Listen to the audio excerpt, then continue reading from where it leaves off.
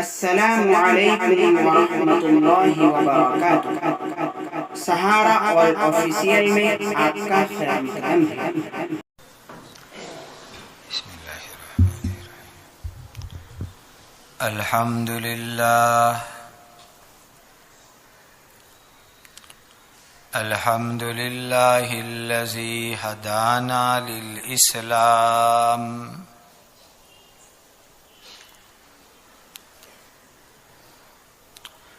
اشہد ان لا الہ الا اللہ وحدہ لا شریک لہ واشہد ان سیدنا وشفیعنا ومولانا محمدا عبدہ ورسولہ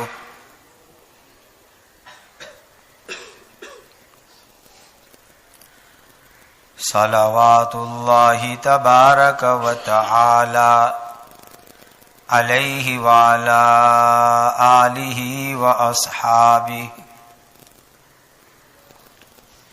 وذریاتہ واہل بیتہ واہل طاعتہ وبارک وسلم تسلیما کثیرا کثیرا۔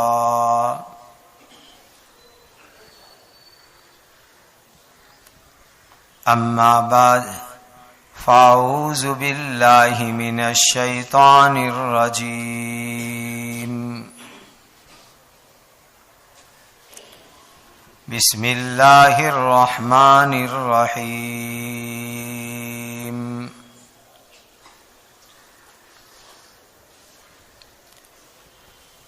وَمِنْ آيَاتِهِ أَنْ خَلَقَ لَكُم مِّنْ أَنفُسِكُمْ أَزْوَاجًا لِتَسْكُنُوا إِلَيْهَا وَجَعَلَ بَيْنَكُم مَّوَدَّةً وَرَحْمَةً ان فی ذلک لآیات لقوم یتفکرون۔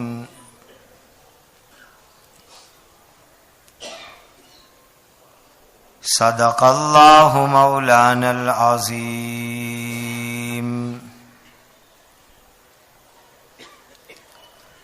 وقال النبی صلی اللہ علیہ وسلم وَأَتَزَوَّجُ النِّسَاءَ فَمَنْ رَغِبَ عَنْ سُنَّتِي فَلَيْسَ مِنِّي۔ وقال رسول اللہ صلی اللہ علیہ وسلم أعظم النکاح برکةً أیسرہ مؤونہ او کما قال علیہ الصلاۃ والسلام۔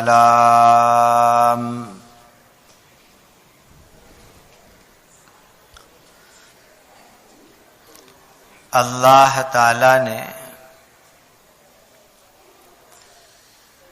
اس دنیا کی زندگی میں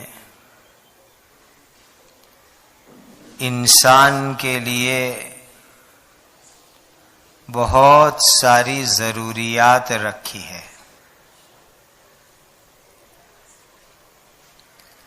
یہ دنیا ہی اللہ نے ایسی بنائی ہے کہ جس میں انسان کے ساتھ ضروریات لگی ہوئی ہے۔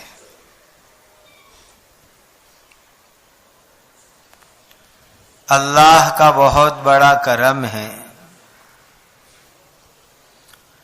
اللہ نے ہمارے ساتھ ضروریات لگائی،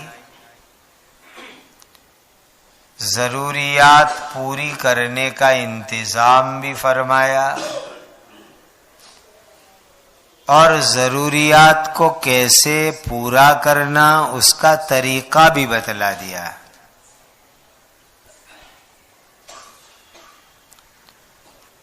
اور اس میں ایک بہت بڑا کرم یہ بھی فرمایا کہ اگر یہ انسان اپنی دنیا کی زندگی کی ضروریات کو اللہ کے بتائے ہوئے طریقے کے مطابق پورا کرتا ہے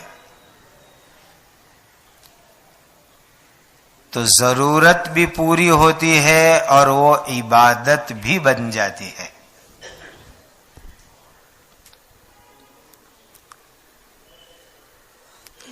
یہ اللہ تعالی کا ہم بندوں کے اوپر بہت بڑا کرم اور فضل ہے. دنیا کی زندگی ہے ہی ایسی کہ اس کے اندر ضرورتیں پڑتی ہے. کھانا ضرورت ہے، پانی ضرورت ہے، آرام کرنا ایک ضرورت ہے. ایسی بہت ساری ضروریات اس دنیا کی زندگی میں لگی ہوئی ہے اور ضرورت بھی اللہ پوری فرماتے ہیں. ضرورت پوری کرنے کا طریقہ بھی اللہ بتلاتے ہیں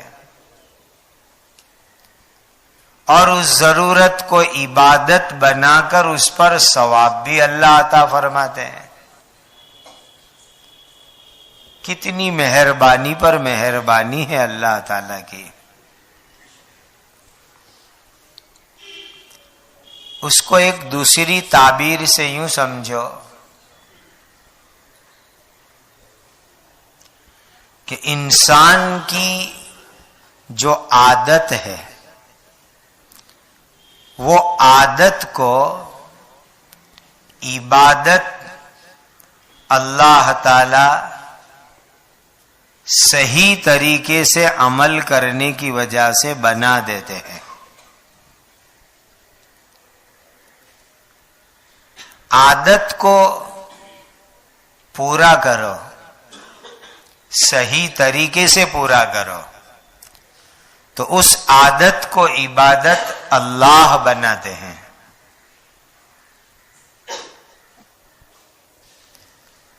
اب یہ جو انسان کی زندگی کی بہت ساری ضروریات ہے جس کو ہم گجراتی میں جیون ضروریات کہتے ہیں، اس میں ایک بہت بڑی ضرورت ہے جو ہمارے ساتھ لگی ہوئی ہے، شادی نکاح. یہ بھی جیون ضروریات کی چیزوں میں سے ایک ہے.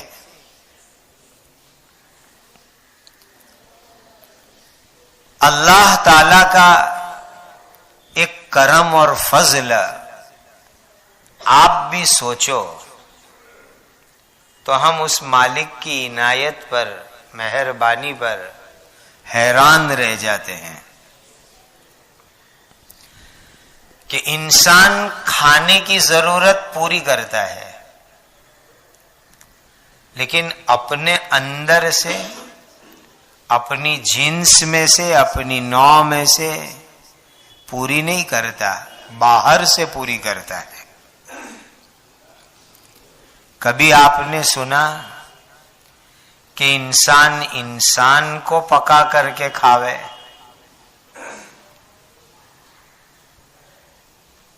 اس فتنے کے زمانے کے اندر کچھ دجال صفت لوگ آپ کو دنیا میں مل سکتے ہیں جو انسان کو ذبح کر کے کھاوے. باقی عام انسان، زیادہ تر انسان دنیا کے اپنی کھانے کی ضرورت اپنے اندر سے پورا نہیں کرتے بلکہ اللہ تعالیٰ نے یہ ضرورت پوری کرنے کے لیے باہر سے انتظام فرمایا. کھیتی اگتی ہے کھیت میں اور ضرورت ہمارے پیٹ کی پوری ہوتی ہے. ہری ہری گھاس ایک جانور کھاتا ہے اور اس جانور کے پیٹ میں گھاس جائے گی اور وہ جانور کا گوشت ہمارے پیٹ میں جائے گا. اللہ باہر سے ضرورت پوری کرتے ہیں. لیکن یہ شادی، یہ نکاح انسان کی ایسی ضرورت ہے کہ اللہ تعالی نے اس کو پورا کرنے کے لیے ہمارے اندر ہی سے انتظام فرمایا. انسان کی یہ ضرورت انسان میں سے ہی پوری فرمائی. تھوڑی سی سیکنڈ کے لیے سوچو کہ جس طرح کھانے پینے کی ضرورت باہر سے پوری ہوتی ہے، مکان والی ضرورت باہر سے پوری ہوتی ہے، اگر یہ نکاح شادی والی ضرورت پوری کرنے کے لیے اللہ تعالی باہر سے انتظام کرتے تو کتنا عجیب و غریب ہوتا، کیسا اچنبھا لگتا. آج کبھی کبھی کوئی شیطان کی بات کوئی سنتا ہے کہ فلانی عورت فلانے کتے سے غلط کام کرواتی ہے تو لوگوں کو کتنی حیرانی ہوتی ہے کہ ایک انسان ہو کر کے اپنی یہ ضرورت دوسری جگہ جا کر کے پوری کرے. کتنی حیرانی ہوتی ہے انسان کو. تو اللہ کا بہت بڑا کرم ہے، فضل ہے کہ یہ نکاح والی ضرورت، شادی والی ضرورت پوری کرنے کے لیے اللہ نے باہر ہم کو نہیں بھیجا، ہمارے اندر سے ہی اللہ نے انتظام فرمایا. اور اس کو اللہ نے اپنی قدرت کی نشانی بتلائی. وَمِنْ آيَاتِهِ أَنْ خَلَقَ لَكُمْ مِنْ أَنفُسِكُمْ أَزْوَاجًا. اللہ کی قدرت کی نشانیوں میں سے ہے یہ بہت بڑی نشانی کہ انسان کے لیے انسان کے اندر سے اللہ تعالی نے جوڑا بنایا. عورت کے لیے مرد، مرد کے لیے عورت. یہ انسان میں سے، مانو جات میں سے اللہ نے پیدا فرمایا. یہ بہت بڑا اللہ کا فضل و کرم ہے. اب یہ نکاح والی ضرورت، شادی والی ضرورت پوری کرنے کا اللہ نے انتظام فرمایا تو اس کا طریقہ بھی بتلایا کیسے یہ ضرورت پوری کرنی. جو مسلمان اللہ کے بتائے ہوئے طریقے کے مطابق نکاح اور شادی کی ضرورت پوری کرے گا، اللہ تعالیٰ اس نکاح اور شادی کو عبادت بنا دیں گے، ثواب کی چیز بنا دیں گے، نیکی کی چیز بنا دیں گے. اور اللہ تعالی نے حضرت نبی کریم صلی اللہ علیہ وسلم کی مبارک زبان سے ہم کو گائیڈ لائن دی کہ یہ نکاح اور شادی والی ضرورت کس طریقے سے تم پورا کرو گے. حضرت نبی کریم صلی اللہ علیہ وسلم کی مبارک زندگی کا عمل، پریکٹیکل لائف، عملی زندگی حضرت نبی کریم صلی اللہ علیہ وسلم نے کر کے دکھلائی کہ نکاح کیسے ہو، شادی کیسے ہو.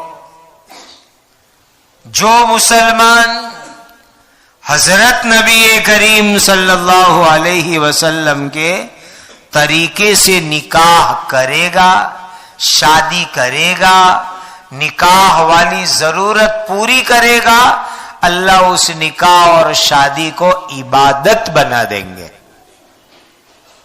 وہ نیکی بن جائے گی، ثواب کی چیز بن جائے گی۔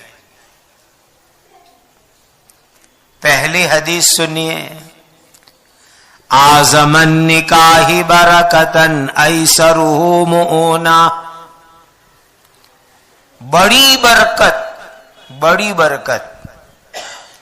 ہمارے یہاں شادی ہوتی ہے تو ہم برکت تلاش کرتے ہیں کہ بھائی شہر کے اندر کوئی بڑے بزرگ آنے والے ہیں، ان سے نکاح پڑھاؤ، برکت لو۔ فلاں عالم کو بلا کر کے نکاح پڑھاؤ، برکت لو۔ برکت لینا چاہتے ہیں نکاح میں، لینی بھی چاہیے نکاح میں برکت۔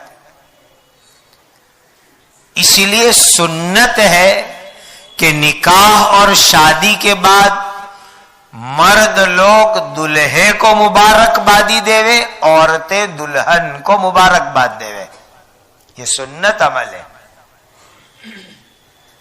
اور کیسے برکت کی دعا دینا، یہ خود نبی کریم صلی اللہ علیہ وسلم نے بتلا دیا۔ بارک اللہ لک وبارک علیک وجمع بینکما فی خیر۔ خود نبی کریم صلی اللہ علیہ وسلم نے برکت کی دعا دی اور کیسے مبارک بادی دینی اس کا طریقہ بھی بتلا دیا۔ بارک اللہ فیکما وعلیکما وجمع بینکما فی خیر۔ کتنی زبردست دعا کے کلمات، دعائیں نبی کریم صلی اللہ علیہ وسلم نے سکھلائی۔ تو ہر دلہا چاہتا ہے، ہر دلہن چاہتی ہے نکاح میں برکت ہو۔ تو برکت لینے کا ایک طریقہ ہے کہ دلہا دلہن کو مبارکباد دے، برکت کی دعا دے۔ لیکن صحیح معنی میں برکت کیسے آئے گی؟ شادی والی زندگی میں کیسے برکت آئے گی؟ حضرت نبی کریم صلی اللہ علیہ وسلم نے فرمایا، بڑی برکت، اعظم النکاح برکتن، نکاح میں بڑی برکت، ایسرہ مؤونہ، کہ جس کے اندر دوڑ دھوپ، تکلیف، خرچے کم سے کم ہوئے، اس میں اللہ تعالی بڑی برکتیں عطا فرمائیں گے۔ بہت سمجھنے کی یہ حدیث پاک ہے۔ جتنی تکلیف، بوجھ اور دوڑ دھوپ، خرچ کم سے کم ہوگا، اس کے اندر اللہ تعالی بڑی برکت عطا فرمائیں گے۔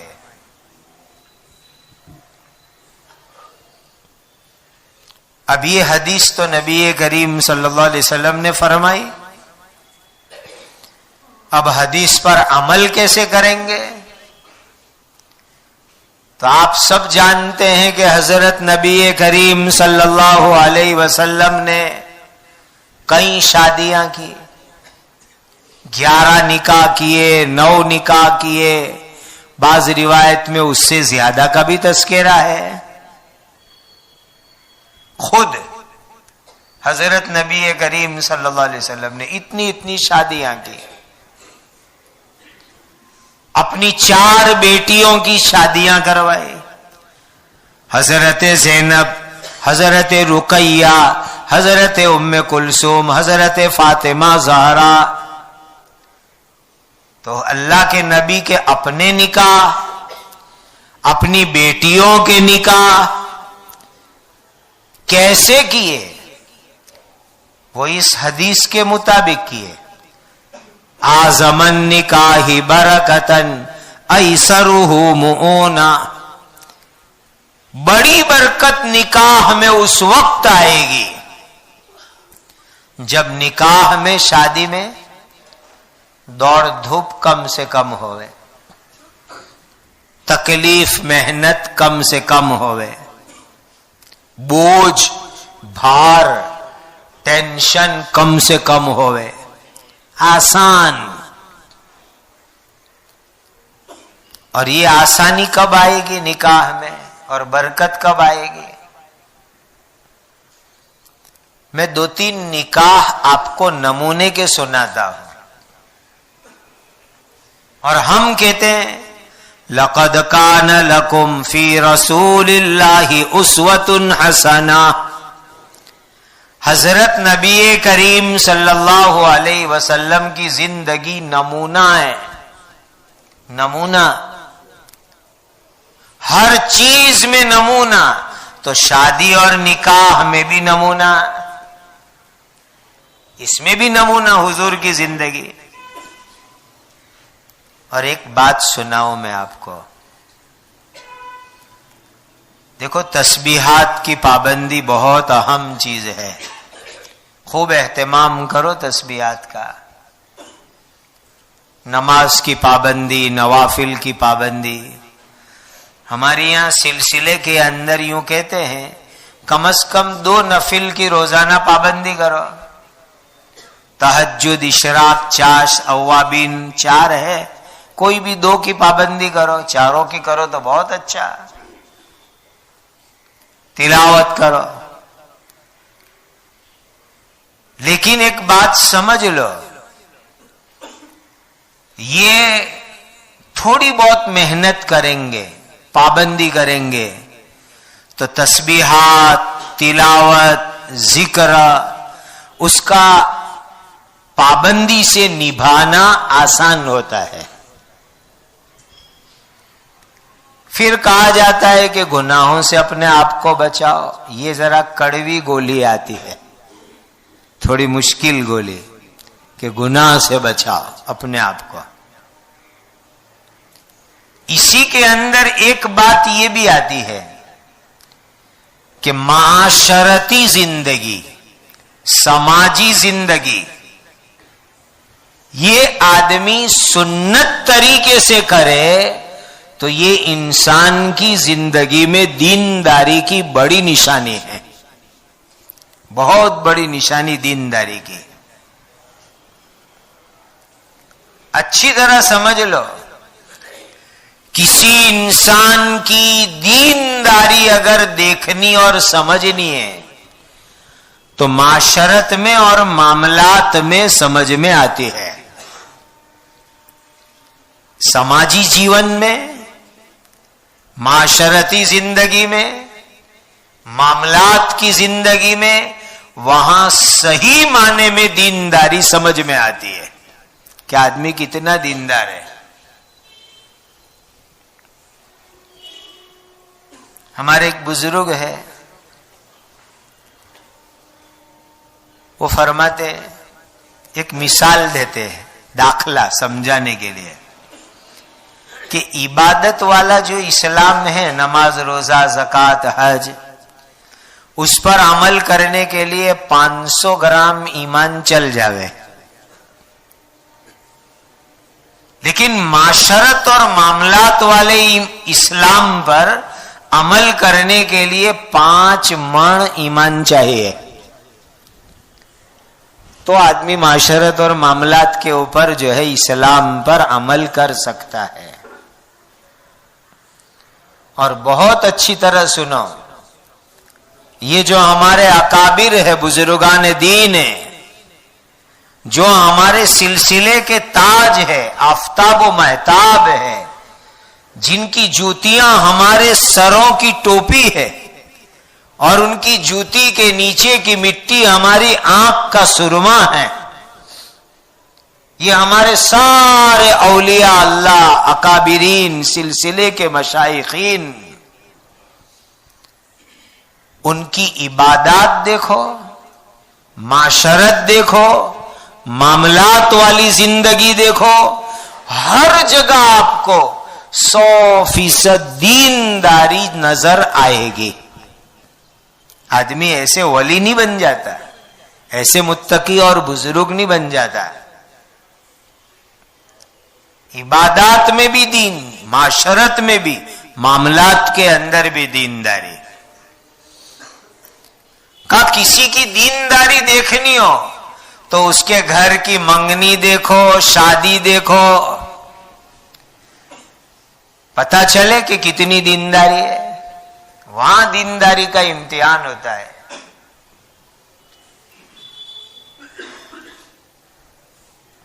میرے اور آپ کے پیارے آقا تاجدار مدینہ حضرت محمد الرسول اللہ صلی اللہ علیہ وسلم ایک بہت مالدار لڑکی سے حضور کا نکاح ہوا. بہت مالدار عورت.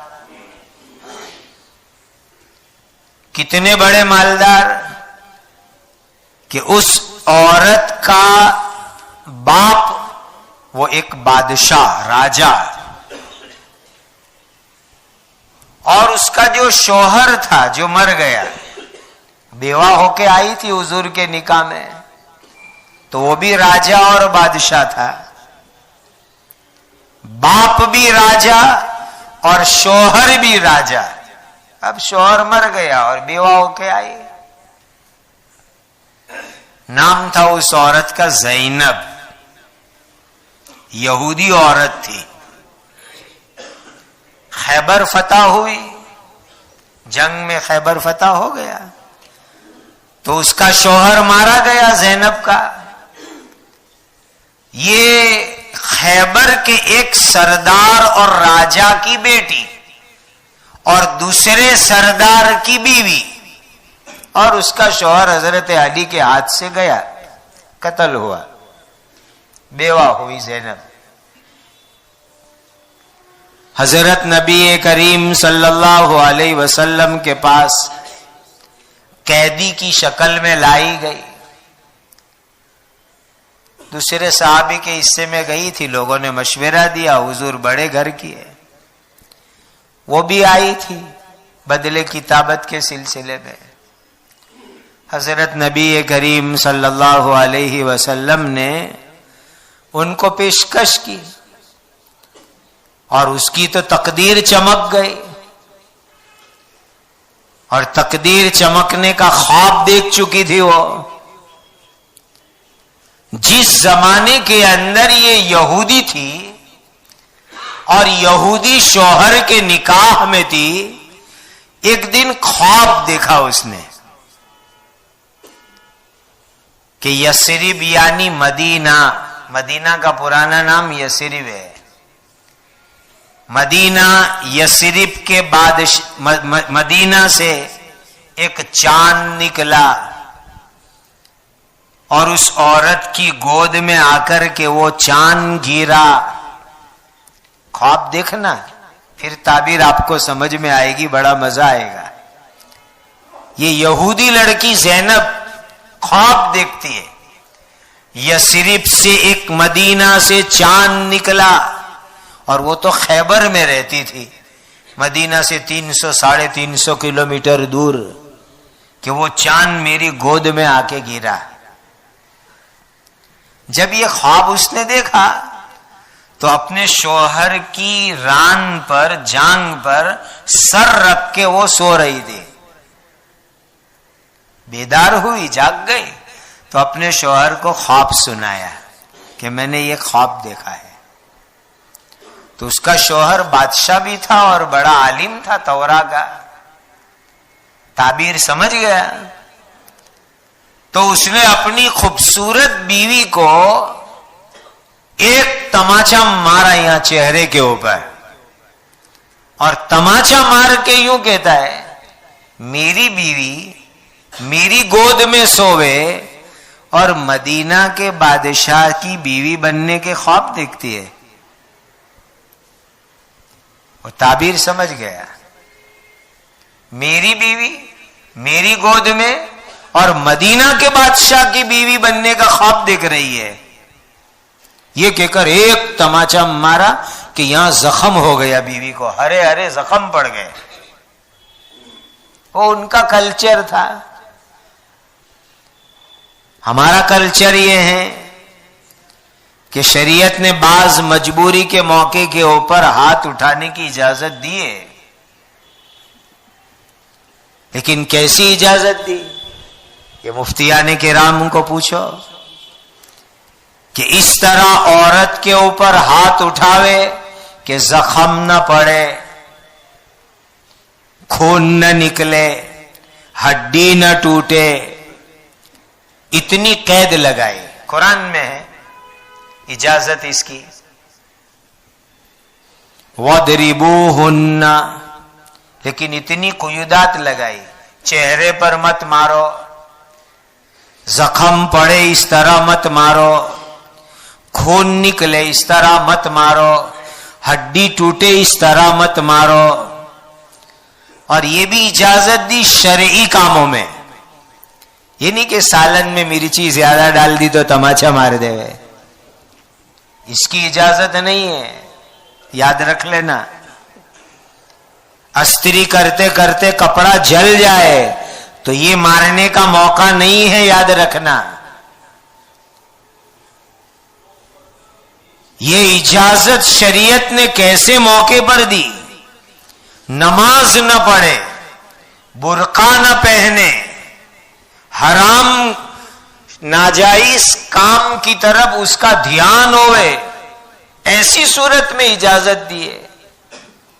شوہر کے ساتھ اچھی زندگی نہ گزارے، ایسے موقع پر اجازت دی ہے. اسی لیے عورتوں کو وہ مارو مت، ہاتھ مت چلاؤ ان کے اوپر. وَعَاشِرُوهُنَّ بِالْمَعْرُوفِ، اچھے طریقے سے زندگی گزارو عورتوں کے ساتھ. تو اس نے ایک تماچا مارا، نشان پڑ گیا. پھر ہوا یہ کہ خیبر کی فتح ہوئی تو اس کا شوہر قتل کر دیا گیا. اور قیدی عورتیں آئی، اس میں یہ زینب بھی آئی. تو حضرت نبی کریم صلی اللہ علیہ وسلم نے اس کو اپنے لیے پسند فرما لیا، اور پسند کرنے کی وجہ سے اس کا نیا نام بن گیا صفیہ. ان کا اصلی نام زینب ہے. حضرت نبی کریم صلی اللہ علیہ وسلم نے اپنے لیے ان کا سلیکشن کیا، پسند کیا، اسی لیے نام ہو گیا ام المؤمنین حضرت صفیہ بنت حیی ابن اخطب رضی اللہ عنہا.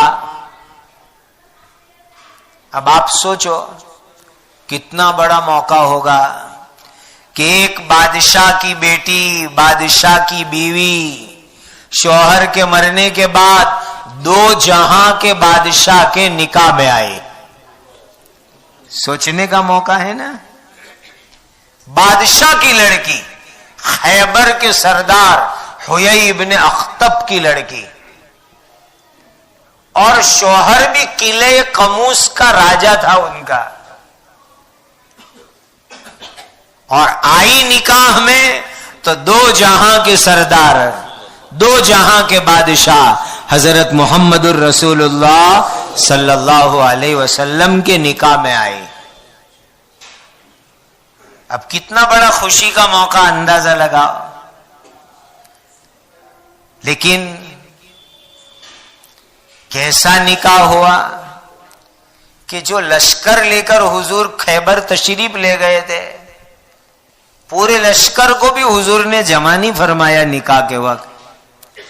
جو صحابہ قریب میں تھے ان کو بلایا، نکاح ہوا اور حضور لے کر کے روانہ ہوئے. چونکہ شہزادی تھی، بہت عقل مند تھی، ہوشیار تھی، کہنے لگی حضور یہاں رخصتی مت کرو، آگے چل کر کے. حضور نے ان کا مشورہ قبول فرمایا، بہت اچھا مشورہ ہے. آگے گئے، خیبر سے کافی آگے مدینہ والے راستے پر ایک جگہ 3 دن نبی کریم صلی اللہ علیہ وسلم نے قیام فرمایا. رک گئے، پورے لشکر کو روک لیا اور وہاں رخصتی فرمائی.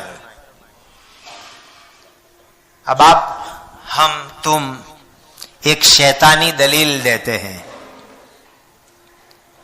کہ ہماری فیملی تو بہت اونچی فیملی، ریچ فیملی، مالدار فیملی، نام والی فیملی، اسی لیے ہماری شادی تو ایسی نام والی ہوگی. ہم ریچ فیملی کے لوگ،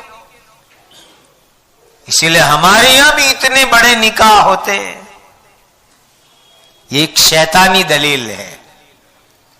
بتلاؤ آپ کے شہر کے اندر کوئی ایک مسلمان ایسا ہے جو یوں کہہ سکتا ہے کہ میں حضرت محمد الرسول اللہ صلی اللہ علیہ وسلم جیسے عالی اور اونچے خاندان کے اندر ہوں، اتنے اونچے مقام پر ہوں میں؟ کوئی ہے ایسا کہ جو خیبر کے بادشاہ ہوئی ابن اخطب جتنا مالدار ہوئے؟ تو اتنے بڑے لوگ، دو جہاں کے سردار کا نکاح ہو رہا ہے اور ولیمہ ہوا تو کیسا ولیمہ ہوا؟ حضرات علماء سنیے،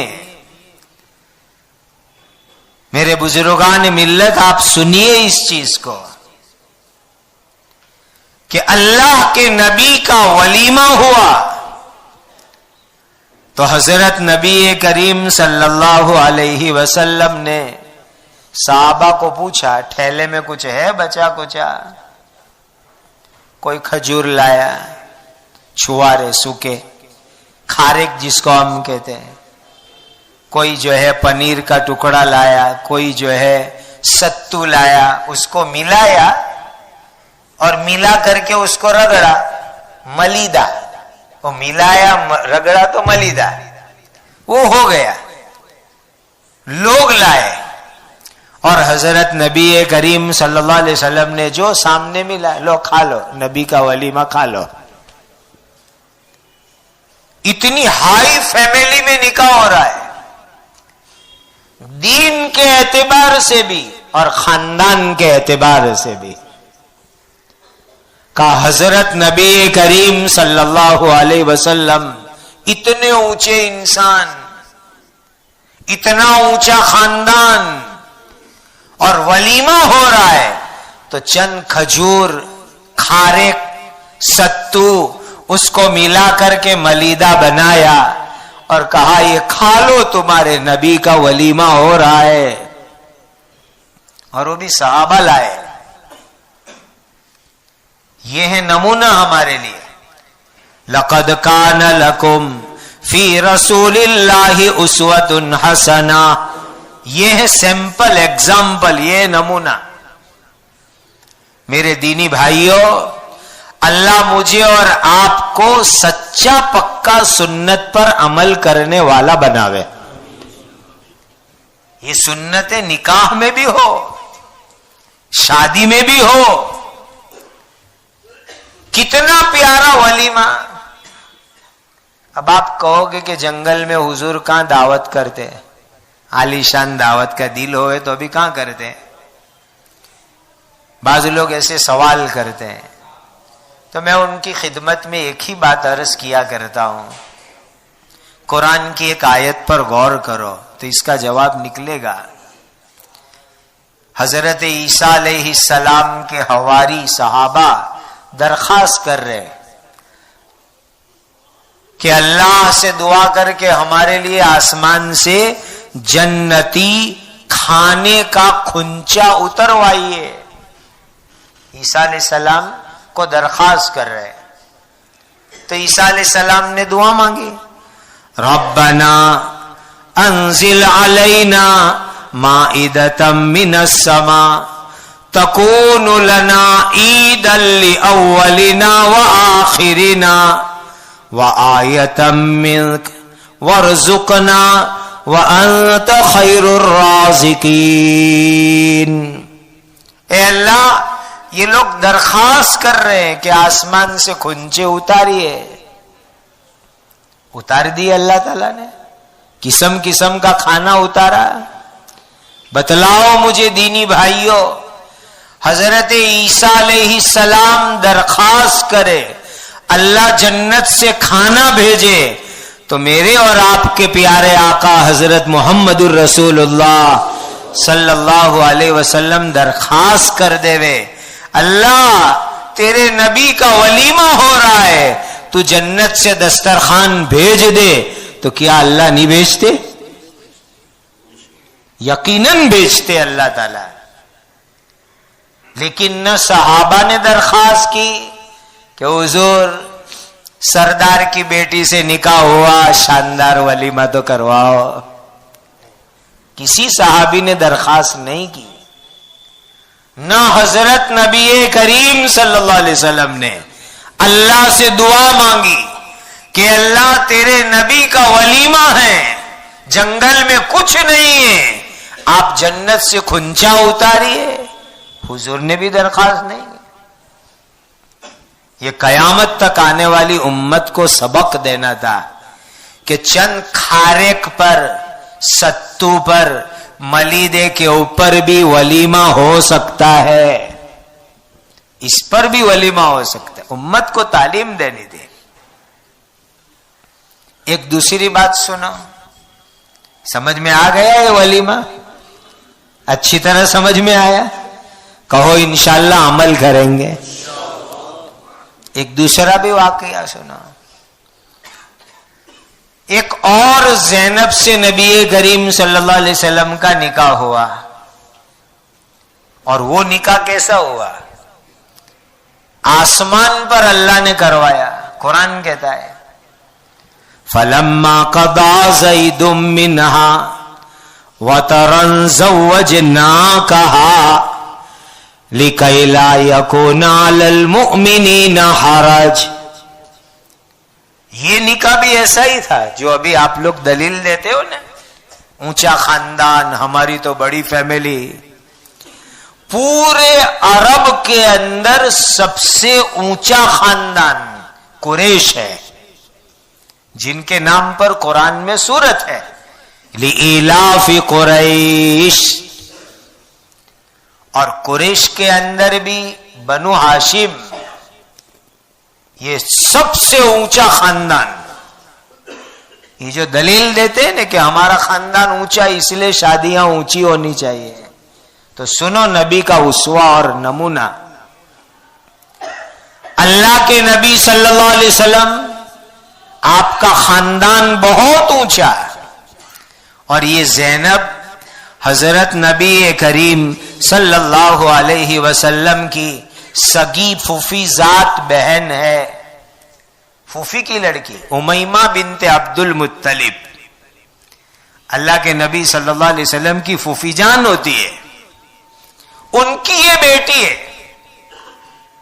حضرت زینب, ان کی طلاق ہو گئے, اور طلاق ہونے کے بعد آسمان پر اللہ نے انگیجمنٹ کرایا. آسمان پر اللہ تعالی نے نشتہ طے کروایا. اور بعض مفسرین تو یہ کہتے ہیں آسمان پر ہی نکاح ہوا, دنیا میں تو ڈائریکٹ رخصتی ہوئی. اور خدا خود قرآن میں فرما رہے فَلَمَّا قَضَى زَيْدٌ مِّنْهَا وَطَرًا زَوَّجْنَاكَهَا. اللہ فرماتے کہ ہم نے نبی کا نکاح زینب سے ہم نے کرایا, خدا نکاح کراوے. تو نبی یہ کہہ سکتے تھے نا, اے میرے پیارے اللہ, آپ آسمان پر اپنے نبی کا نکاح کرا رہے ہو تو ولیمے کا انتظام بھی وہاں سے کر دیجئے. آپ نے مینا کے جنگل میں میرے دادا ابراہیم اسماعیل کے لیے جنتی جانور بھیجا تھا. وَفَدَيْنَاهُ بِذِبْحٍ عَظِيمٍ. کہ جب میرے دادا ابراہیم اپنے بیٹے اسماعیل کو ذبح کر رہے تھے اللہ اپنے جبرائیل کے ذریعے جنت سے قربانی کا جانور بھیجا تھا. اللہ آپ کے نبی کا نکاح آپ آسمان پہ کرا رہے ہو تو آسمان سے ولیمے کے لیے جانور بھی بھیج دو. کہہ سکتے تھے، لیکن کیا ولیمہ ہوا؟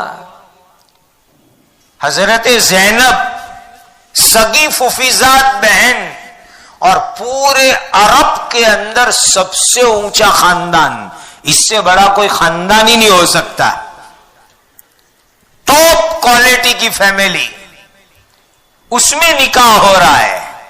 زینب بھی قریشیہ ہاشمیہ اور حضرت نبی کریم صلی اللہ علیہ وسلم بھی قریشی اور ہاشمی.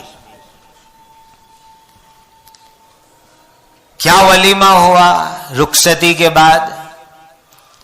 وہ بھی سنو اور یہ اچھی طرح سن لو کہ حضرت نبی کریم صلی اللہ علیہ وسلم کے جتنے بھی نکاح ہوئے، جتنی بھی شادیاں ہوئی، اس میں سب سے بڑا ولیمہ حضرت زینب کے ساتھ نکاح کے وقت پر ہوا.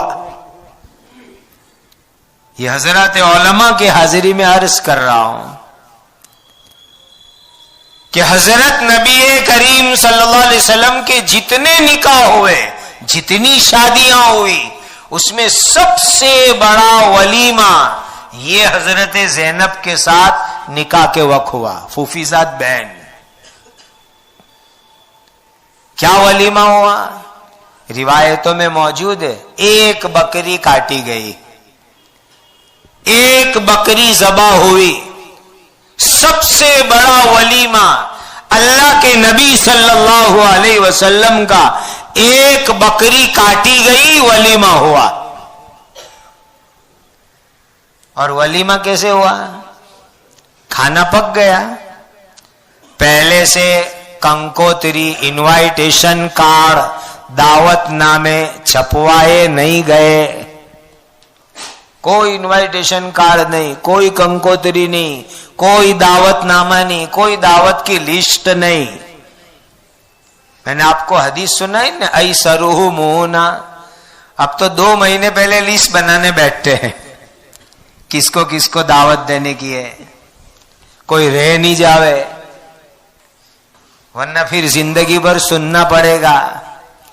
اس پر بھی 1-2 باتیں میں انشاءاللہ آگے عرض کرتا ہوں.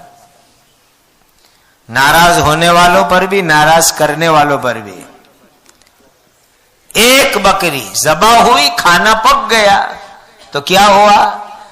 خادم حضرت انس کو کہا نبی کریم صلی اللہ علیہ وسلم نے، انس جاؤ محلے میں، راستے پہ کھڑے رہو، جو دکھے ان کو بلا لاؤ کہ چلو نبی کا ولیمہ کھانے چلو. کتنی سمپل دعوت، انوائٹ کیا، بلایا، کتنا سمپل طریقہ. خادم کو باہر کھڑا کیا، محلے میں جاؤ، راستے پر جاؤ، جو ملے ان کو کہو چلو حضور کا ولیمہ کھانے چلو، چلو حضور کا ولیمہ کھانے چلو.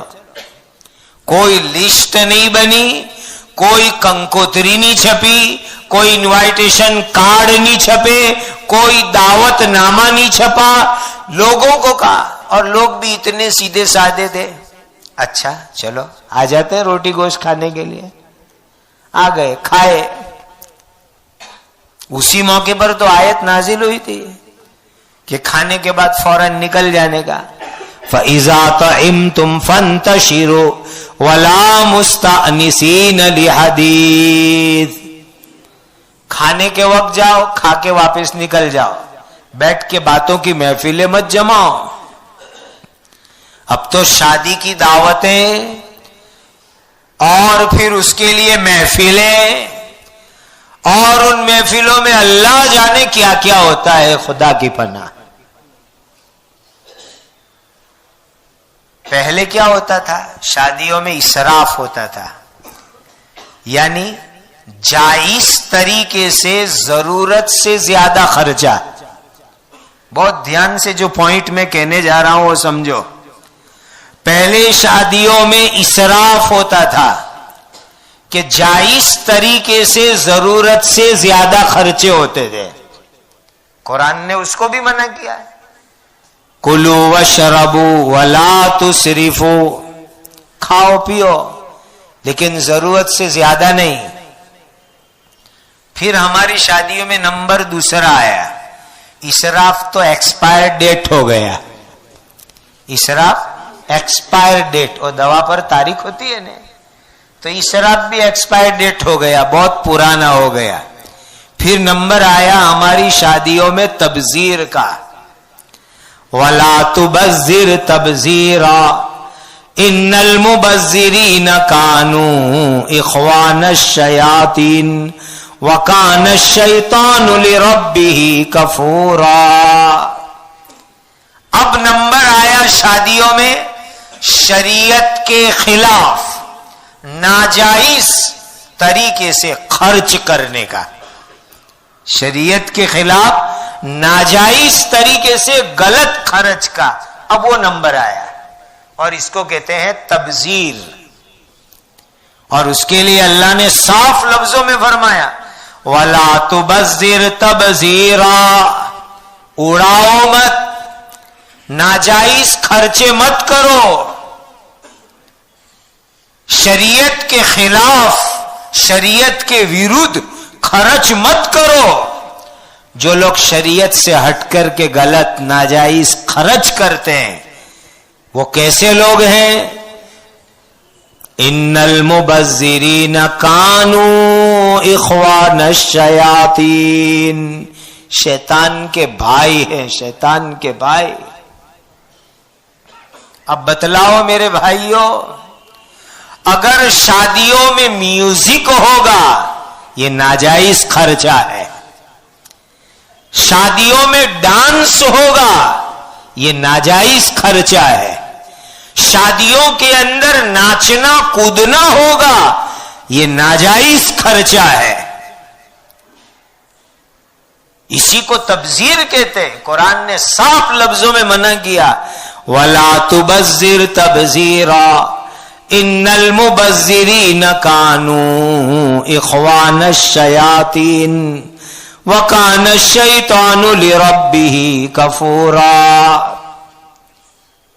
یہ غلط کام امت میں اس وقت ہو رہے ہیں۔ اب ایک بات آگے سنو،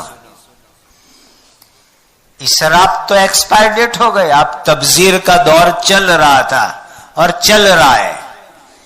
ایک قدم آگے امت چلی، شادیوں کے اندر ایسی ایسی چیزیں آنے لگی کہ حرام اور ناجائز سے آگے بڑھ کر ایمان کو برباد کرنے والی چیزیں آنے شروع ہو گئی۔ یہ تیسرا اسٹیج ہے، تیسرا درجہ ہے جو شروع ہو چکا امت میں۔ بہت دھیان سے سمجھو، پہلے ناجائز چیزیں آئی، حرام چیزیں آئی، گناہ کی چیزیں آئی، اور اب اس امت کی شادیاں اس طبقے پر پہنچی ہے کہ نکاح اور شادیوں میں ایمان برباد ہو رہا ہے۔ کیسے ایمان برباد ہو رہا ہے؟ سننے میں آیا، معتبر راوی لوگ کہتے ہیں، نقل کرنے والے، کہ مسلمانوں کی شادیوں میں گربا کھیلے جاتے ہیں۔ یہ غیر اسلامی شعار ہے، غیر اسلامی شعار ہے۔ بھائی جن کے دھرم میں، جن کے مذہب میں گربا ہے وہ کھیلے، ان کے دھرم کی بات ہے۔ مسلمان شادیوں کے اندر گربا کھیلے، اور وہ بھی باقاعدہ اسی انداز سے، اور شادیوں کے اندر کپڑے ایسے پہنے جائے، ساڑیاں پہنی جائے باقاعدہ۔ ہمارے علاقے میں عام ماحول ہے کہ ساڑی مسلمان عورتیں نہیں پہنتی۔ اب یہ جو نکاح میں یہ درجہ آ گیا، گربا کھیلنے تک کا درجہ، یہ ایمان اور اسلام کو برباد کرنے والا درجہ ہے جو اس وقت امت میں شروع ہوا۔ اسی لیے میرے ایمان والے بھائیوں، نکاح کو، شادیوں کو بہت بہت کنٹرول میں سنت طریقے سے کرنے کی بہت ضرورت ہے۔ ختم کرو فضول خرچیاں، اسراف کو ختم کرو۔ کتنا سمپل، ایک بکری کاٹی گئی، اور یہ ایک بکری والا ولیمہ سب سے بڑا ولیمہ، سب سے بڑا ولیمہ۔ اور آگے کی بات سنیے، لوگ ناراض ہو جاتے ہیں، دعوت نہیں دے تو لوگ ناراض ہو جاتے ہیں، ہم کو بلایا نہیں۔ دھیان سے سن لو اچھی طرح، اگر تم کو کوئی شادی میں نہ بلاوے تو آج کی شادیوں میں تو 2 رکعت نماز پڑھ کے اللہ کا شکر ادا کرو کہ ہم کو نہیں بلایا ہے۔ بہت یقین سے کہہ رہا ہوں، ذمہ داری سے کہہ رہا ہوں، حدیث میں آیا ہے کہ جن شادیوں میں گناہ ہوتے ہوئے، ناجائز کام ہوتے ہوئے، شریعت کے خلاف کام ہوتے ہوئے، اگر ایسی شادیوں کے اندر آپ نے حصہ لیا، آپ بھی پہنچے تو گنہگار بنیں گے، گنہگار ہوں گے۔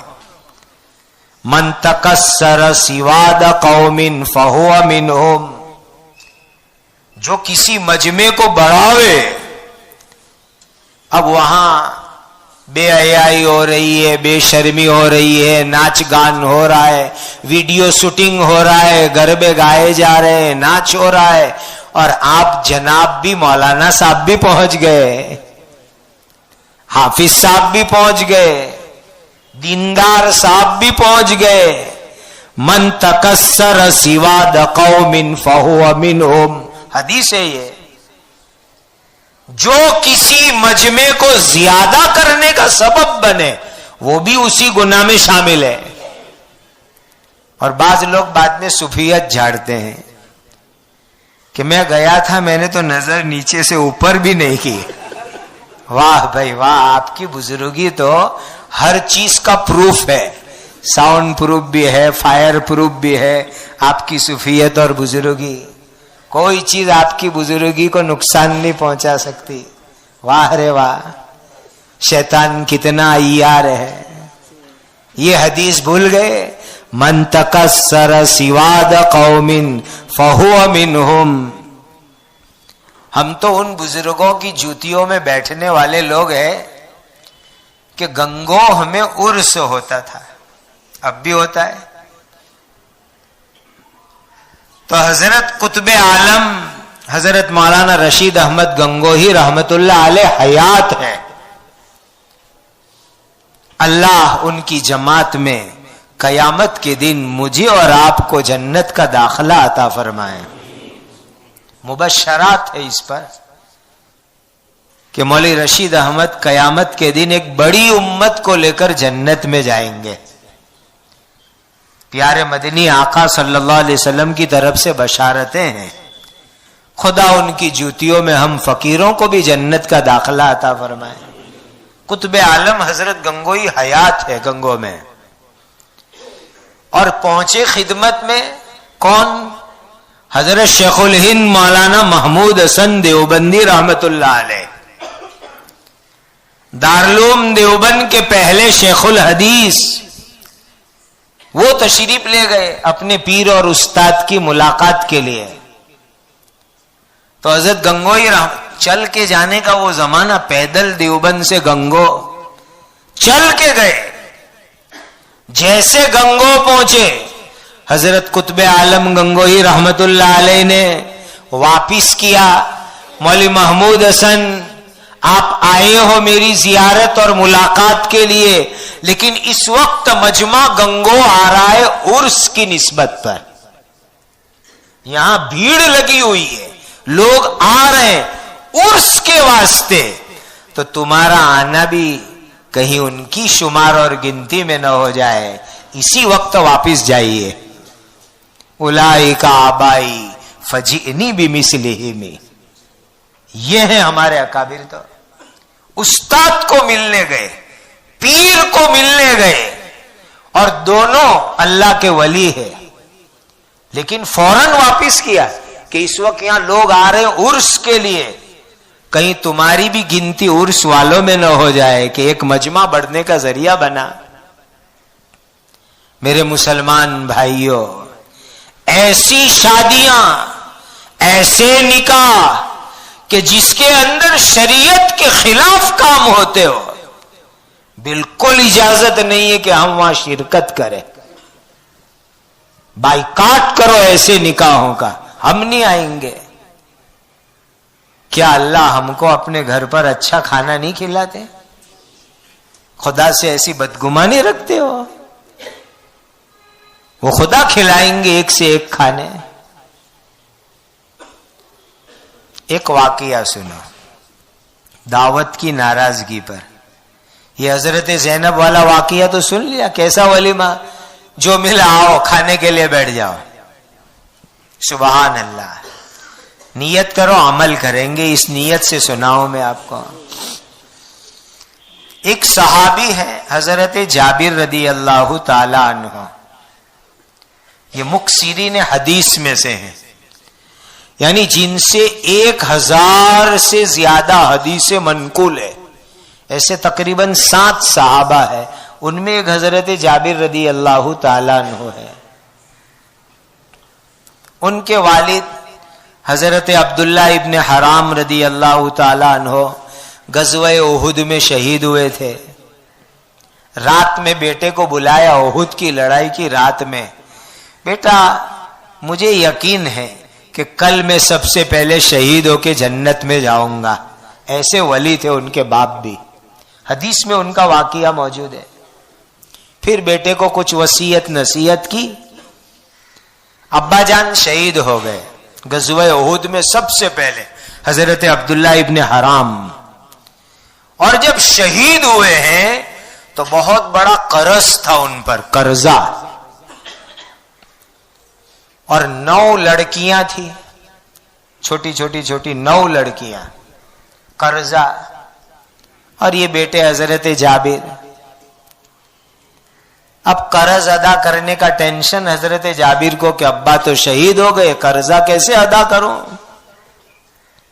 اور یہودیوں کا قرضہ تھا، مدینہ کے یہودی بہت ڈینجر تھے، شاہوکار لوگ تھے، دادا گیری کرتے تھے۔ تو کھجور کی جب موسم آتی ہے تو کہا کھجور کے ذریعے قرضہ ادا کریں گے۔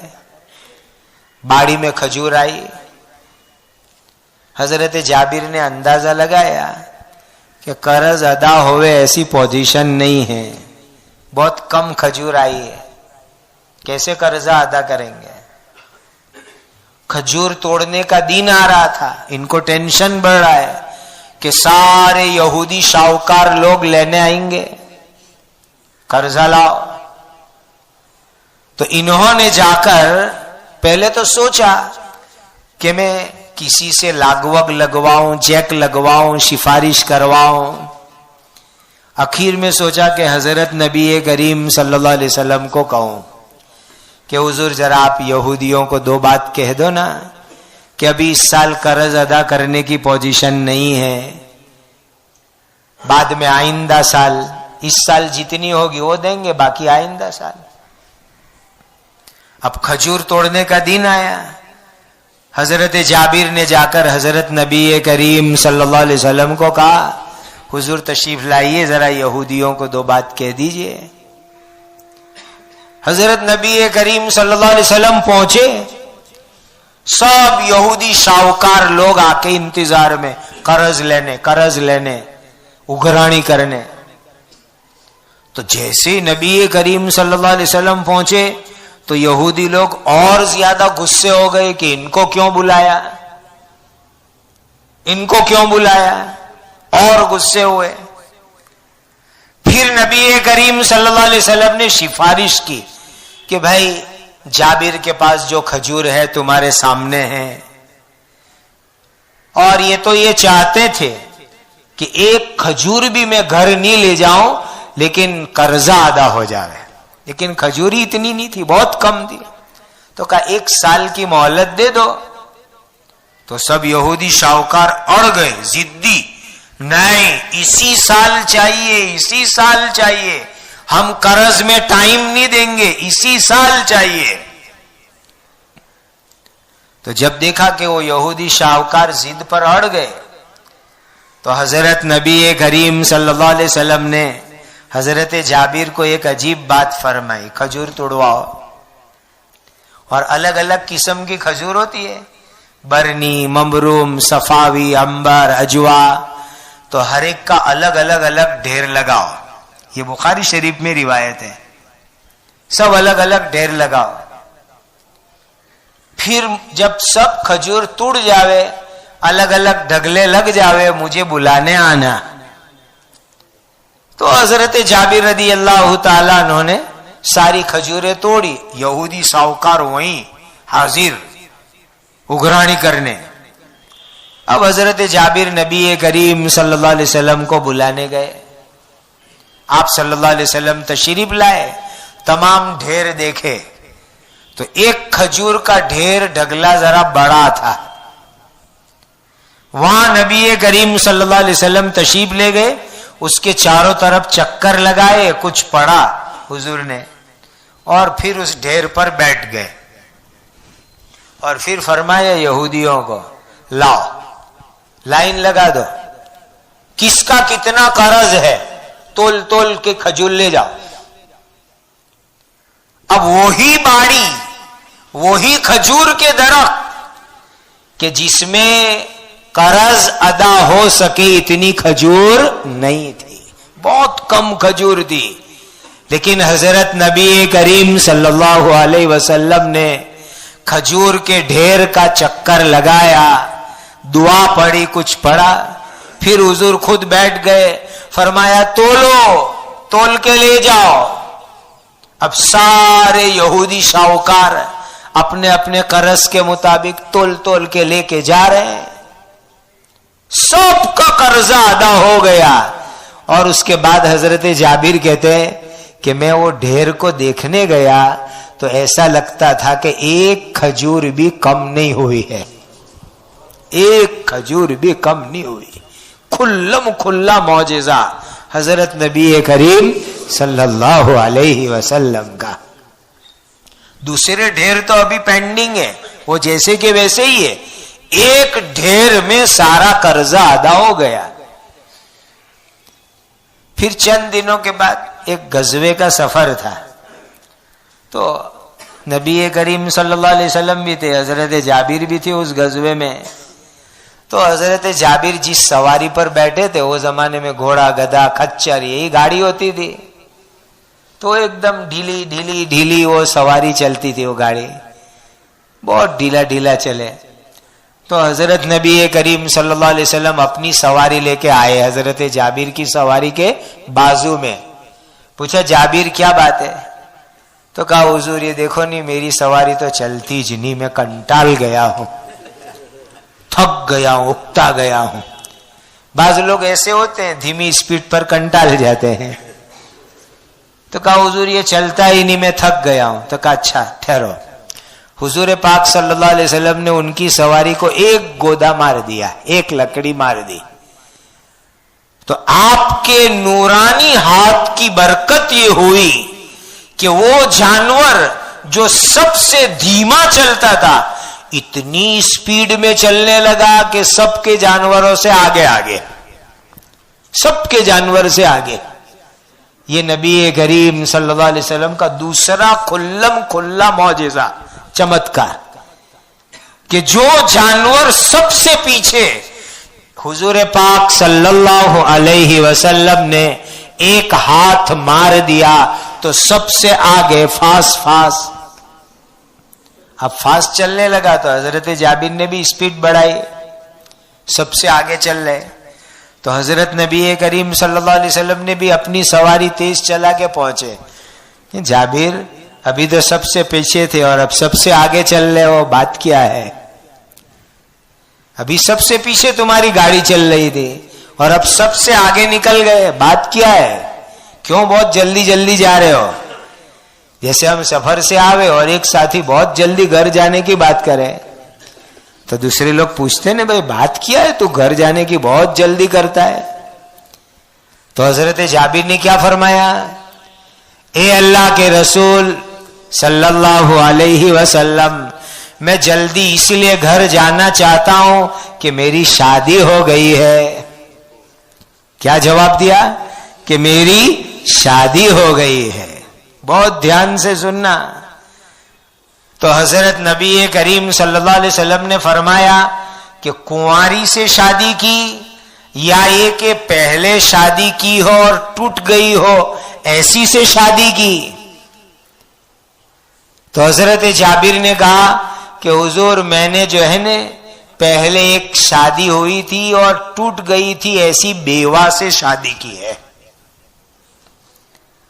تو نبی کریم صلی اللہ علیہ وسلم نے خود فرمایا, چونکہ جابر جوان تھے, ہلا بکرن, کسی کنواری سے شادی کرتے, تلاعبہا و تلاعبک او کما کا, وہ تم سے کھیلتی تم ان سے کھیلتے.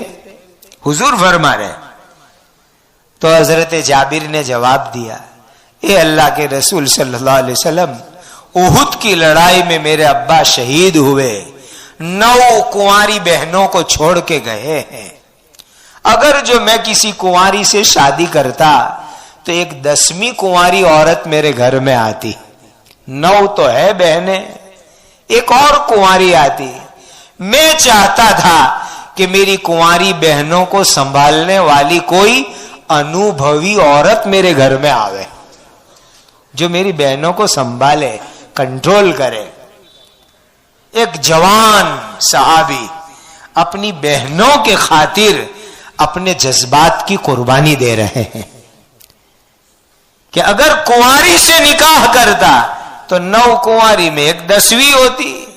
انوبھوی عورت سے میں نے نکاح کیا تاکہ میری 9 بہنوں کو وہ سنبھالے. خیر, نبی کریم صلی اللہ علیہ وسلم نے ان کو برکت کی دعا دی. اب یہ سوچنے کا مقام ہے, ذرا سوچو بات کو. حضرت نبی کریم صلی اللہ علیہ وسلم نے ایک مرتبہ بھی ایسا نہیں فرمایا کہ جابر جب قرض ہو گیا تھا اور یہودی لوگ قرض مانگنے آئے تھے تب تو مجھے بلانے آئے تھے, اور شادی کی تو مجھے بلانے بھی نہیں آئے.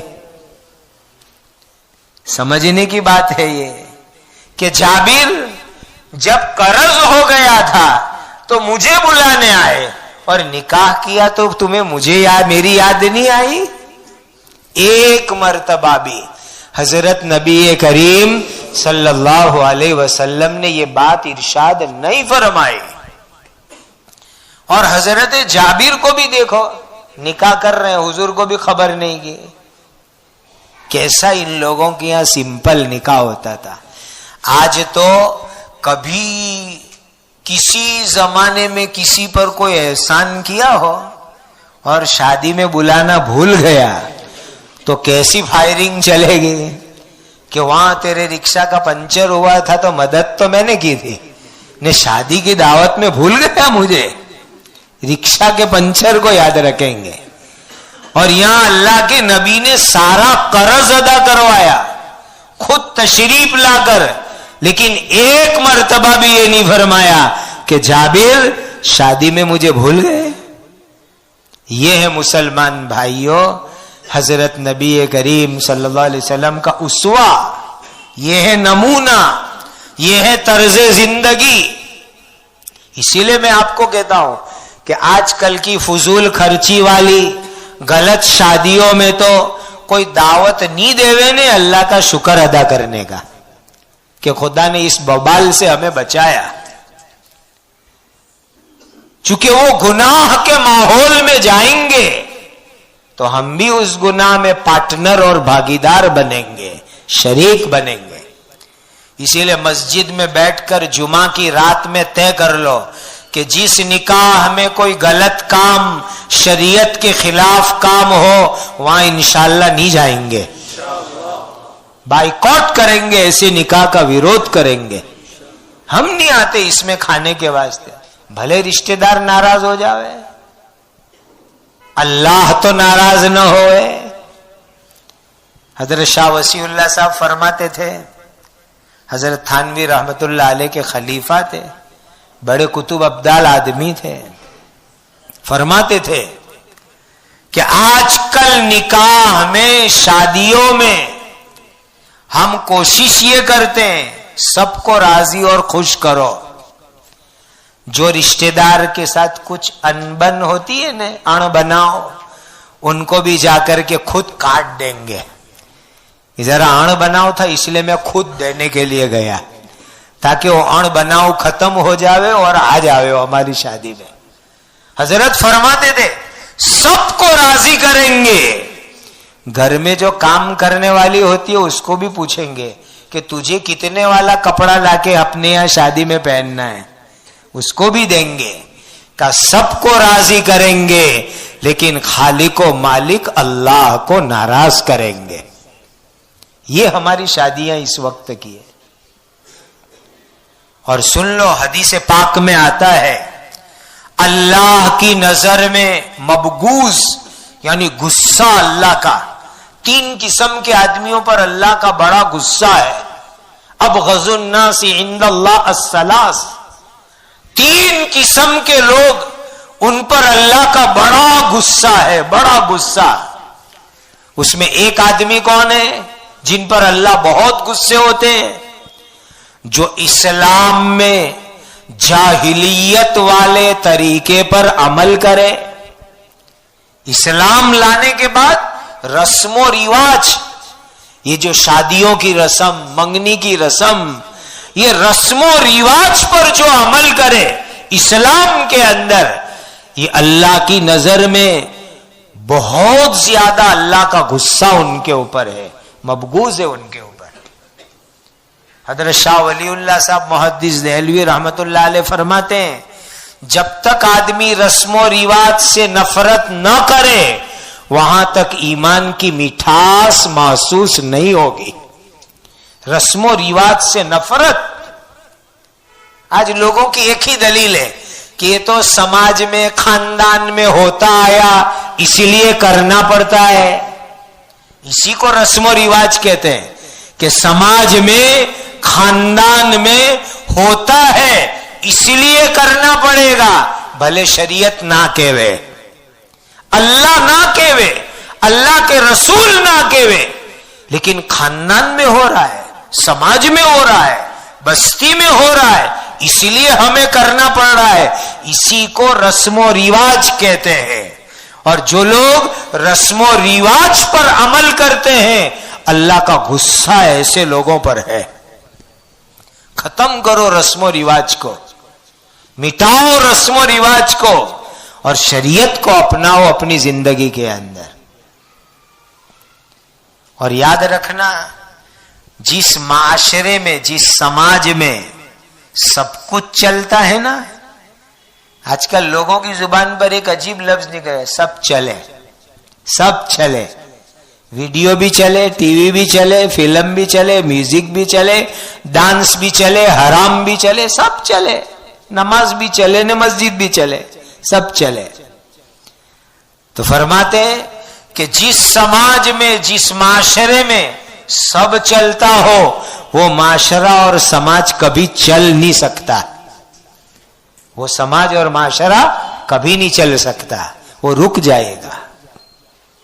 ایک بات آخری عرض کر دوں اس مجلس کی، منگنی کیسی ہو، نکاح کیسا ہو؟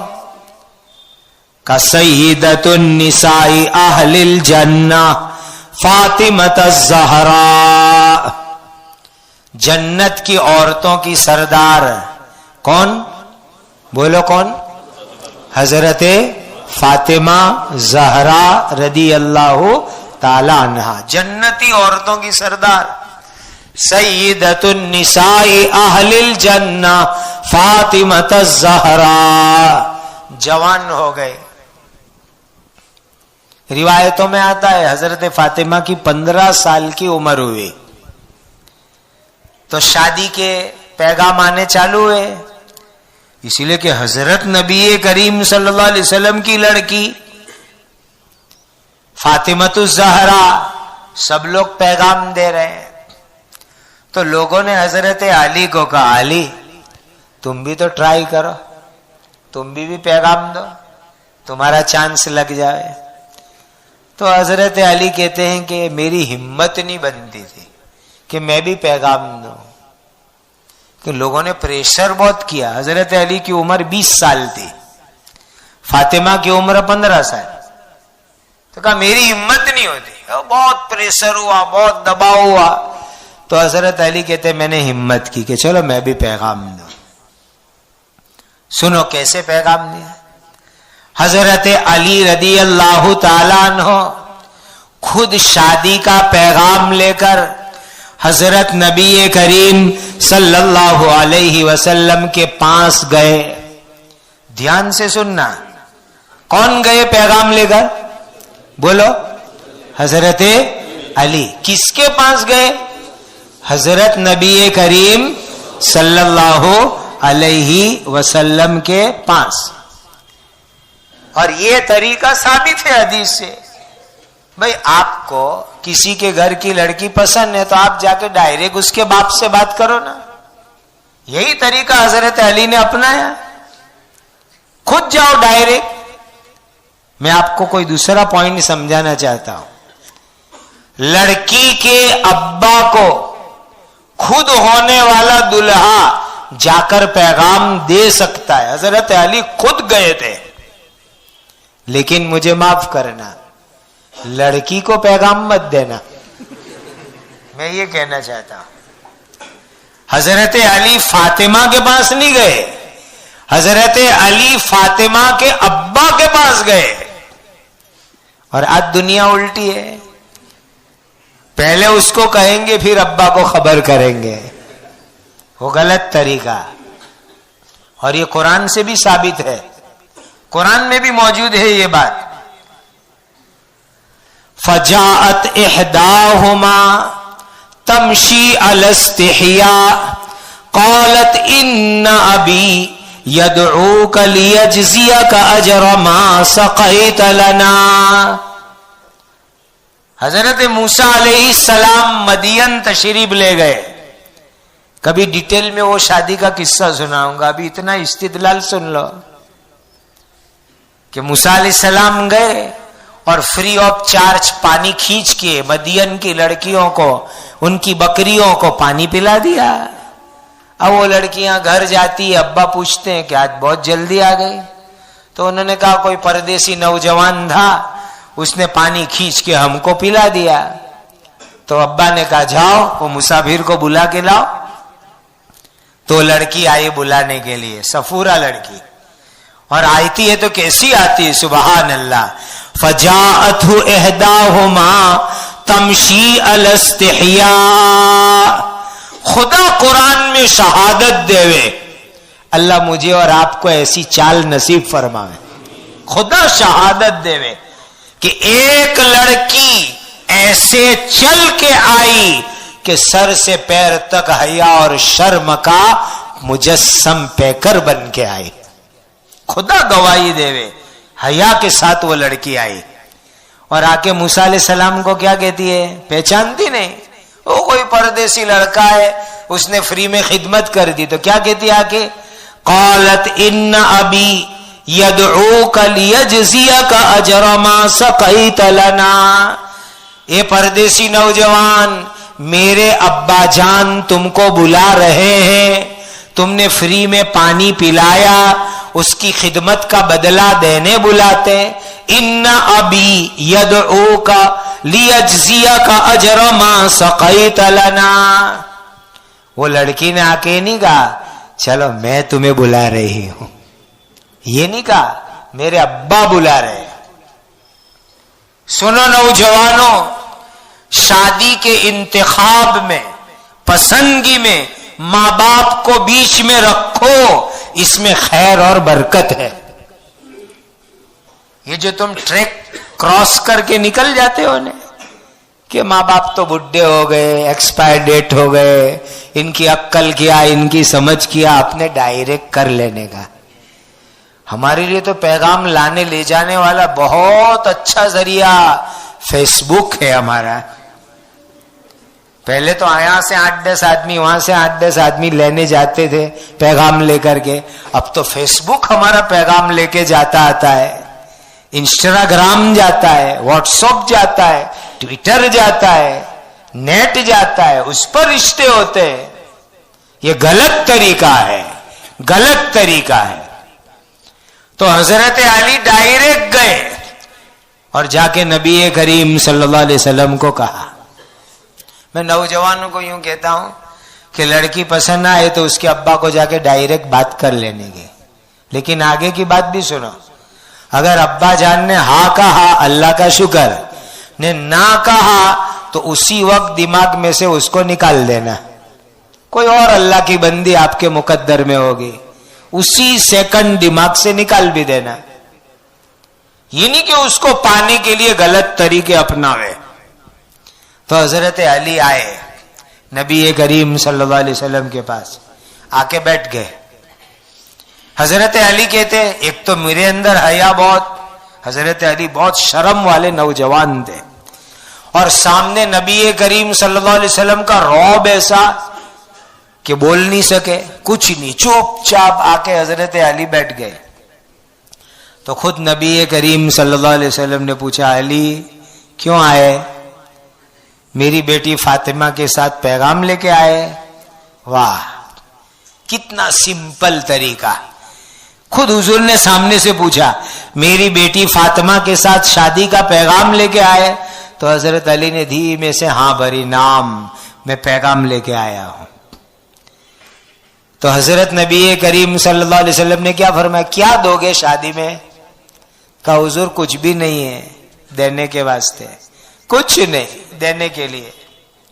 کہا وہ بدر کی غنیمت میں زیرہ آئی تھی وہ, تو حضرت علی نے نیت کر لی کہ اس کو بیچ کر شادی کا خرچہ نکالیں گے. کتنا سمپل طریقہ کہ ادھر حضرت علی پیغام لے کے گئے, حضرت نبی کریم صلی اللہ علیہ وسلم نے قبول فرما لیا اور رشتہ ہو گیا. نہ انگوٹھی پہنائی گئی, نہ منگنی کا فنکشن ہوا, نہ منگنی میں 5-50 کی دعوتیں ہوئی, نہ منگنی کا جوڑا اور کپڑے چڑھائے گئے, کوئی چیز نہیں. حضرت علی گئے, اللہ کے نبی صلی اللہ علیہ وسلم نے رشتہ قبول کر لیا, رشتہ ہو گیا.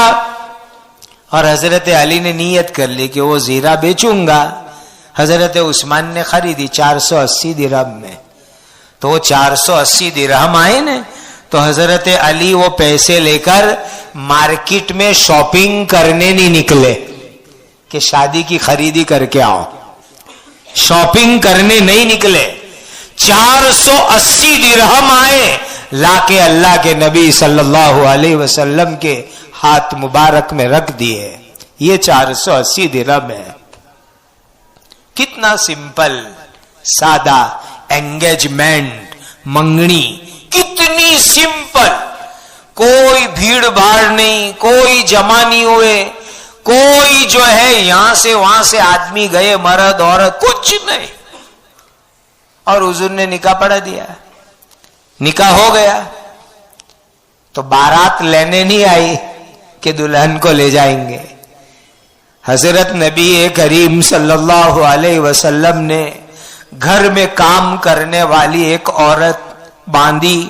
حضرت ام ایمن کو کہا, ام ایمن جاؤ میری بیٹی فاطمہ کو ان کے شوہر علی کے گھر پہ پہنچا کے آؤ.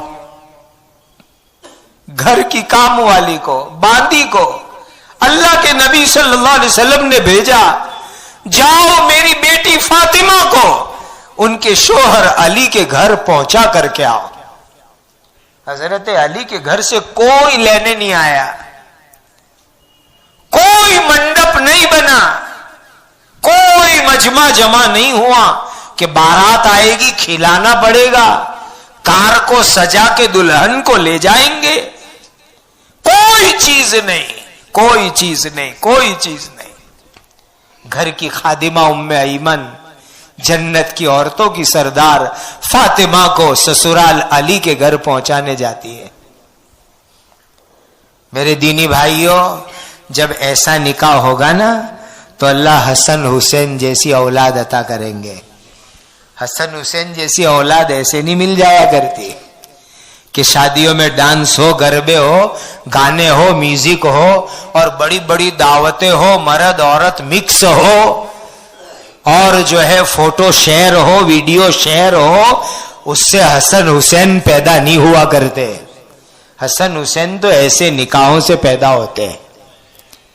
नीयत लेके उठो कि इंशाल्लाह सुन्नत तरीके से निकाह करेंगे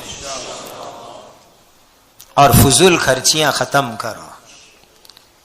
अल्लाह हम सबको सुन्नत तरीके के निकाह को आम करने की तौफीक अता फरमाए।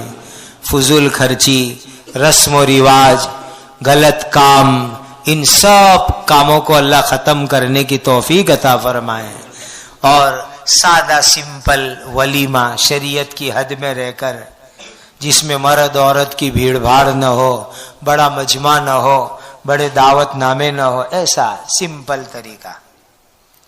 हमारे all India Muslim personal law board के सेक्रेटरी मौलाना उमरैन महफूज रहमानी साहब अभी सूरत तशरीफ लाए थे। यहाँ से भी हजरात उलमाए किराम तशरीफ लाए थे। इसी मौजू पर एक मुशावरती मजलिस थी तो उन्होंने एक अजीब वाकया सुनाया था। इबरत के लिए मैं आपको सुना देता हूं बात मुकम्मल करते करते। उन्होंने अपने महाराष्ट्र में परभनी एक शहर है, वहां का वाकया सुनाया था कि दो मुसलमान नौजवान लड़कियां शहर की एक होटल के अंदर किसी बेईमान के साथ जिना करवाते हुए पकड़ी गई। दो मुसलमान जवान लड़कियां दो बेईमान मर्दों के साथ होटल में जिना करवाते हुए पकड़ी गए। लाए, समझाया, अरे बहनों ये क्या करते हो? तो उन्होंने क्या जवाब दिया? हम दो से हमारी एक बहन बड़ी है, उनका रिश्ता तय हो गया है, एंगेजमेंट हो गया है, निकाह रुखसती का नंबर है। तो जिस लड़के से निकाह हो रहा है उस लड़के ने यूं डिमांड की है, मांगनी की है कि महाराजा पलंग लेकर आवे तो रुखसती होगी वरना नहीं होगी। और मार्केट में हमने मालूम करवाया तो वो पलंग अपने सेट के साथ 1 लाख रुपए की कीमत का है। हमारे बाप गरीब है, गरीब बाप के पास पैसे नहीं है कि हमारी बहन की रुखसती के लिए 1 लाख रुपए का पलंग और सेट देवे।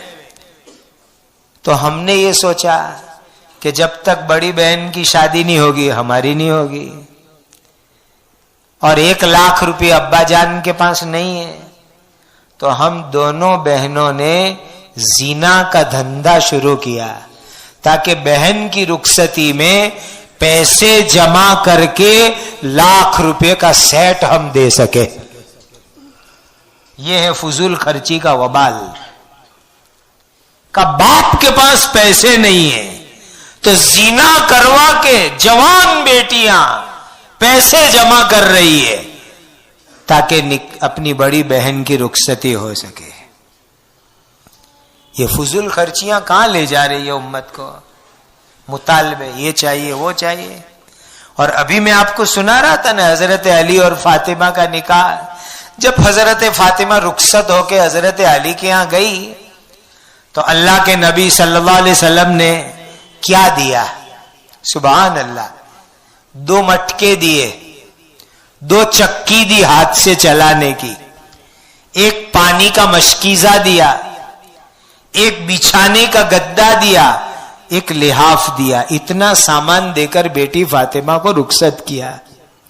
और सुनो, सीरत की किताबों में है कि کہ بیٹی فاطمہ کی رخصتی کے وقت جب اللہ کے نبی صلی اللہ علیہ وسلم گدا تیار کروا رہے تھے تو بھرنے کے لیے روح ہی نہیں ملی، روح نہیں ملا، تو درختوں کی چھال اکھاڑی گئی اور درختوں کی چھال بھر کے گدا تیار کیا اور جنت کی عورتوں کی سردار کو رخصتی میں وہ گدا دیا حضرت نبی کریم صلی اللہ علیہ وسلم نے.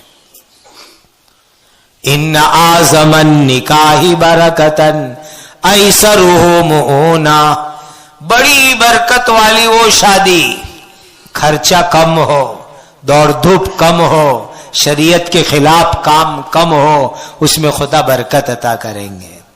ارادے لے کر جاؤ کہ سنت طریقے سے نکاح منگنی کریں گے. آواز اتنی نہیں آئی. سنت طریقے سے نکاح شادیاں کریں گے، کہو انشاءاللہ. شادیوں میں شریعت کے خلاف کوئی غلط کام نہیں ہونے دیں گے، اور جہاں ایسی شادیاں ہو اس کا ہم جائیں گے نہیں، کہو انشاءاللہ. بھلے رشتہ داروں کو برا لگے تو لگنے دو، بھلے برا لگے، لیکن اللہ ناراض نہ ہوئے، اللہ راضی ہو جاوے. یہ بھی دین ہے، یہ بھی دین کا بڑا اہم شعبہ ہے، بڑا اونچا درجہ ہے دین کا. میں یہاں کے علماء کرام کو عرض کروں گا کہ آپ بیتی میں حضرت شیخ زکریا صاحب رحمت اللہ علیہ کی دونوں بیٹیوں کا حضرت جی مولانا انعام الحسن صاحب اور مولانا یوسف صاحب سے جو نکاح ہوا تھا وہ واقعات بھی سنائے امت کو کہ کس انداز میں وہ نکاح ہوئے تھے، تاکہ امت کو پتا چلے کہ ان گھرانوں میں یہ نکاح کیسے ہوئے تھے. اللہ ہمیں سنت کی اتباع نصیب فرمائے اور اس طرح کے غلط اور فضول خرچی والے، تبذیر والے، ایمان کو برباد کرنے والے نکاح اور شادیوں سے امت کی اللہ تعالی حفاظت فرمائے. وآخر دعوانا ان الحمد للہ رب العالمین. درود شریف پڑھو، دعا کرو. الحمد للہ رب العالمین. اللہم صلی وسلم وبارک علی سیدنا و مولانا محمد وعلی آلہ واصحابہ اجمعین. یا ذا الجلال والاکرام، یا ذا الجلال والاکرام، یا ذا الجلال والاکرام، یا ارحم الراحمین، یا ارحم الراحمین، یا ارحم الراحمین. وإلہکم الہ واحد لا الہ الا هو الرحمن الرحیم. ربنا آتنا فی الدنیا حسنۃ وفی الآخرۃ حسنۃ وقنا عذاب النار. اے اللہ ہمارے گناہوں کو معاف فرماؤ. اے اللہ منگنی، شادی، رخصتی، یہ تمام کام سنت طریقے سے کرنے کی ہم کو توفیق عطا فرماؤ. اے اللہ فضول خرچی سے، اسراف اور تبذیر سے، حرام اور ناجائز سے، ایمان اور اخلاق کو برباد کرنے والی چیزوں سے اے اللہ امت کو بچنے کی توفیق اور سعادت عطا فرماؤ. اے اللہ نکاحوں میں خیر اور برکت عطا فرماؤ. ہماری معاشرت اور معاملات کو 100% اسلامی بنا دیجئے. اے اللہ ہم کو زندگی کا ہر کام حضرت نبی کریم صلی اللہ علیہ وسلم کی سنت کے مطابق کرنے والا بنا دیجئے. اے اللہ حضرت نبی کریم صلی اللہ علیہ وسلم نے جتنی خیر بھلائیاں مانگی بتلائی ہمیں اور پوری امت کو عطا فرماؤ. جن شرور سے پناہ چاہی ہماری اور پوری امت کی حفاظت فرماؤ. اے اللہ ہمارے کہنے سننے کو جمع ہونے کو محض اپنے کرم سے قبول فرماؤ. ربنا تقبل منا انک انت السمیع العلیم. ربنا تقبل منا انک انت السمیع العلیم. ربنا تقبل منا انک انت السمیع العلیم وتب علینا یا مولانا انک انت التواب الرحیم. سبحان ربک رب العزت عما یصفون وسلام علی المرسلین والحمد للہ رب العالمین.